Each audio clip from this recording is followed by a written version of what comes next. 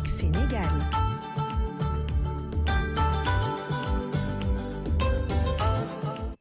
Ci xibaar yi gën a fës ci internet tey c'est la course à l'oxygène et ça se ressent aussi sur la toile avec un tweet de Ab Taloubé qui nous dit tweetos où puis-je trouver de l'oxygène en urgence s'il vous plaît. Kenyan Boy qui répond à ce stade c'est grave, la location semble être la seule option ici au Sénégal, la location donc d'oxygène. Et oui, et Pape Morph qui donne un exemple qui témoigne en disant un grand ami cadre d'une grande société de la place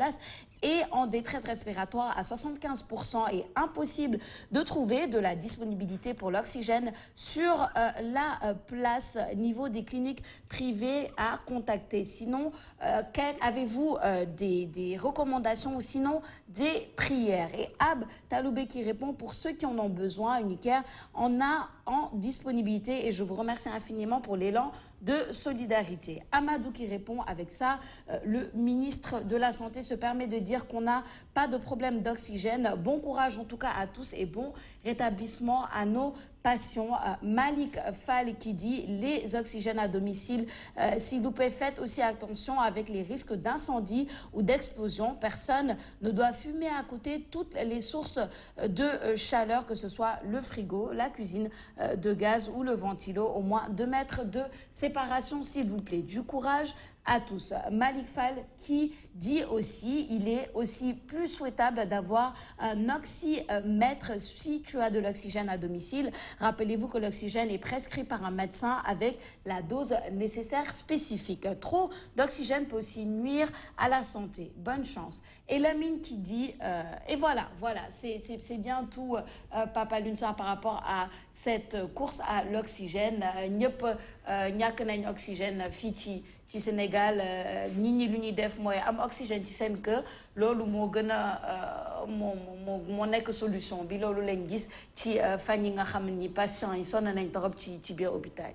waaw mais d'abord sax est-ce que mën nga dem sans autorisation dem jëli oxygène nan lañ koy bëri na ay flou ci li nga xam ne mooy gestion pandémie Covid-19 en tout cas le ministre de la santé waxoon na ni il y avait pas de manque d'oxygène que am nañ ay lits dans les CTE là ñu ngi gis ci presse bi mais dans les reportages que les journalistes font qu'il y a des problèmes de lits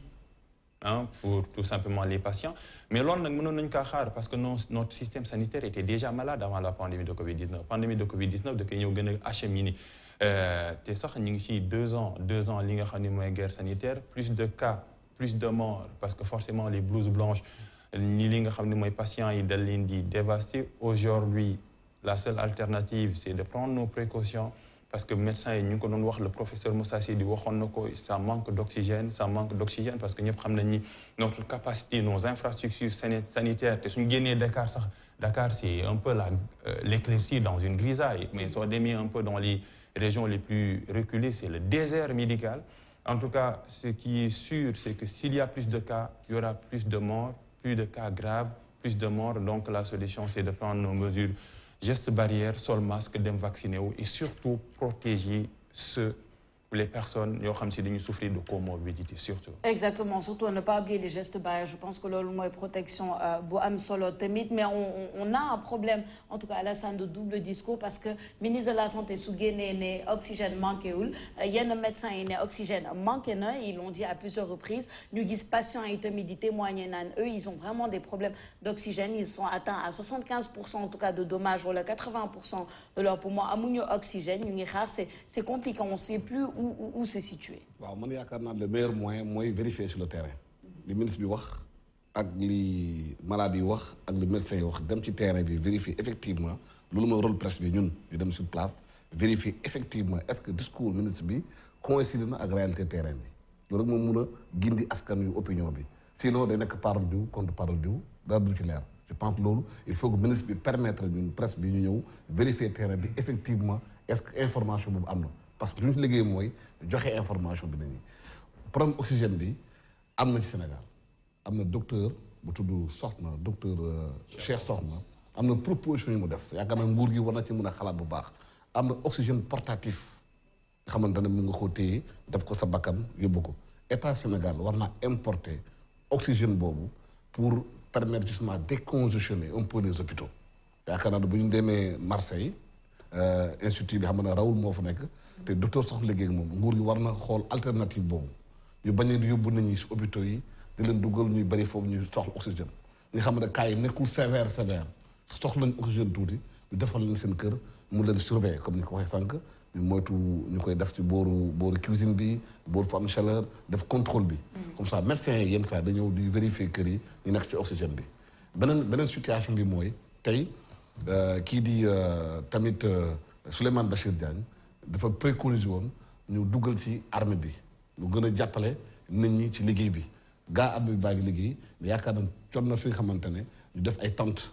ci biir yenn hôpitaux yi décongestionné yenn salles yi permettre aussi ñu mun a suivre malade yi ñëw foofu ñi nga xamante ne seen cas nekkul sévère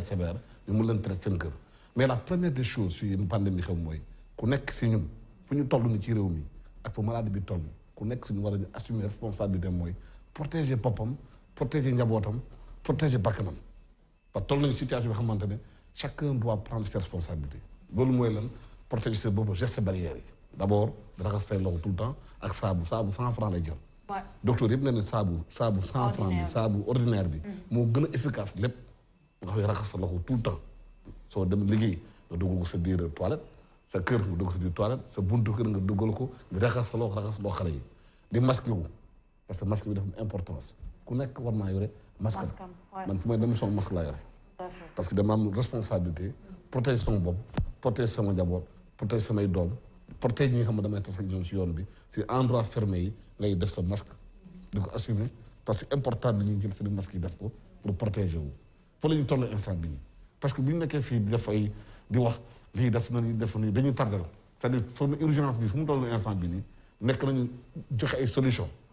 bu ñu demee ba génn ci la nag ñu régler suñu compte après. C'est ça. Parce qu'il faut sauver des vies d'abord. Ouais. Sauver les gens. Parce que man dem naa cimetière bu ñu doon maanaam suul dem si yàlla Mabousso Thiam ci cimetière Yoff mais lu ma gis ci ambulance foofu ci Yoff ak corbillard bëri na lool war nañ ci bàyyi xel ñi nga xam ne dañuy gas sax de suul nit ñi seen bopp wax nañ ko. mosu ñoo gis autant de morts à autant de temps. donc dañuy bàyyi xel que feebar bi du caaxaan dafay reyar dafa am. ñun amuñu habitude ñun parce que amuñu moyens yi année bu nekk ñu dem hôpital def bilan de santé mën ngaa feebar te xamoo ko mën ngaa la jàngoro sa biir xol sa biir yaram xamoo ko